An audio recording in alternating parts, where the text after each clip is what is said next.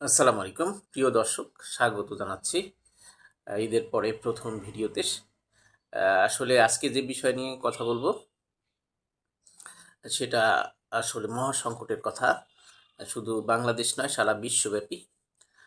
আমরা জানি ইরান এবং মার্কিন ইসরায়েলের যে যুদ্ধ সেটা বিশ্বব্যাপী এর প্রভাব পড়েছে। যেহেতু আরব দেশগুলো আমেরিকা কি সমর্থন দিচ্ছে, সে কারণে ইরান ওইসব দেশে বিভিন্ন যে ডিপো, তেলের ডিপো, গ্যাসের ডিপো, সেখানে আক্রমণ করছে। এবং শুধু না, অনেক জায়গায় পানির যে রিজার্ভ, পানির যে পরিশোধনাগার, সেখানেও ক্ষেপণাস্ত্র নিক্ষেপ করছে। ইসরায়েলের বিভিন্ন অংশ ধ্বংস হয়েছে, গাজার মতো অবস্থা হয়েছে। সেটা অনেক বড় সমস্যা না হলেও এখন যে যুদ্ধ যে পরিসরে বাড়ছে, মার্কিন যুক্তরাষ্ট্রের সকল ঘাঁটিতেই ইরান আক্রমণ করছে। যারা আশ্রয় প্রশ্রয় দিচ্ছে মার্কিন যুক্তরাষ্ট্রকে, তাদেরও গুরুত্বপূর্ণ স্থাপনায় ক্ষেপণাস্ত্র পড়ছে। সেটা একটা ভয়ঙ্কর একটা বিষয়। সবচেয়ে ভয়ঙ্কর বিষয় যে আমরা বলি যে হরমুজ প্রণালী ইরানের, সেই হরমুজ প্রণালী প্রায় বন্ধ, সামনে পুরো বন্ধ করে দেওয়ার সম্ভাবনা রয়েছে। তাহলে তো তেল সংকট পড়বে বিশ্ব। আর কাতারের গ্যাস ডিপোতেও আক্রমণ চালানো হয়েছে, সেখানে গ্যাসের সংকট। তাহলে গ্যাস এবং তেলের সংকট আমরা পড়বো, এটা খুব দ্রুতই মনে হচ্ছে। তাহলে এটা পড়লে আমাদের আসলে থেকে আমাদের বিদ্যুৎ, রান্নাবান্না, উৎপাদন সমস্ত কিছুতেই ভয়াবহ বিপর্যয় নেমে আসবে।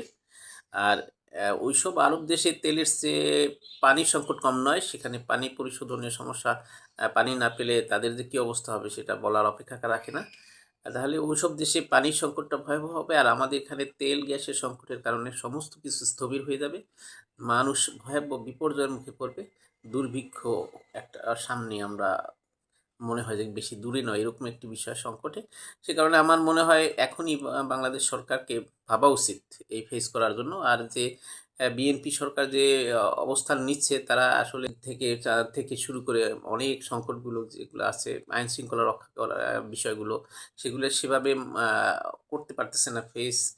এগুলো একটা সংকট। সেগুলো যদি এইরকম সমস্যা তাহলে থাকে, যদি দারিদ্র্য হয়, অভাব দেখা দেয়, তাহলে জনগণ তো সরকারের বিরুদ্ধে বিক্ষুব্ধ হতেই পারে। সেটা আসলে সরকার দায়ী না, কিন্তু বাস্তব পরিপ্রেক্ষিতে সরকারের মোকাবেলা করতে হচ্ছে। সেই কারণে আমার মনে হয় যে যে আগেই বলা হয়েছিল যে যদি জাতীয় সরকার করা যায় তাহলে এই মোকাবেলা কিছুটা সম্ভব। কিন্তু অপর পক্ষকে বিরোধী রেখে করলে এমনি জনগণ বিক্ষুব্ধ হবে, সেটা কিভাবে মোকাবেলা করা যায় সেটা আসলে চিন্তার কথা।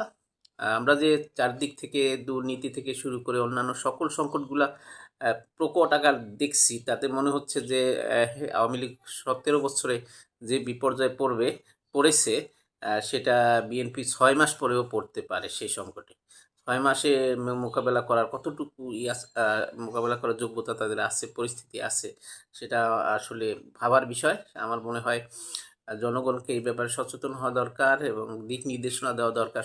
জনগণের এই পরিস্থিতি কী করা দরকার এবং কী করা উচিত সেটা ভাবা উচিত।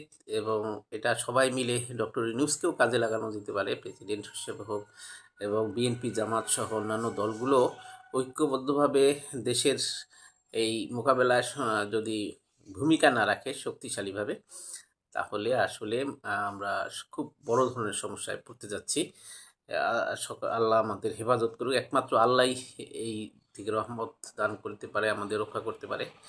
নিরাপত্তা এবং দারিদ্র আমাদের এক ধরনের যে খাবার অভাব, এটাও কিন্তু নিরাপত্তার আওতাভুক্ত। খাদ্য নিরাপত্তা, ফুড সিকিউরিটি, এই ফুড সিকিউরিটি হোক, আমাদের পাশের দেশের সাথে বা অন্যান্য দেশের সাথে সম্পর্ক, সবগুলোই কিন্তু আমাদের মোকাবেলা করা উচিত সার্থকভাবে। তাহলেই আমরা এই পরিস্থিতি মোকাবেলা করতে পারবো। আপনাদের কি মনে হয়, জাতীয় সরকার করে যদি আমরা মোকাবেলা করি সেটা ভালো, নাকি এই বিক্ষুব্ধ অবস্থার মধ্যে নেতৃত্ব দেওয়া বিএনপির পক্ষে আসলে সম্ভব? মন্তব্য করে জানান। সকলকে ধন্যবাদ। আসসালামু আলাইকুম।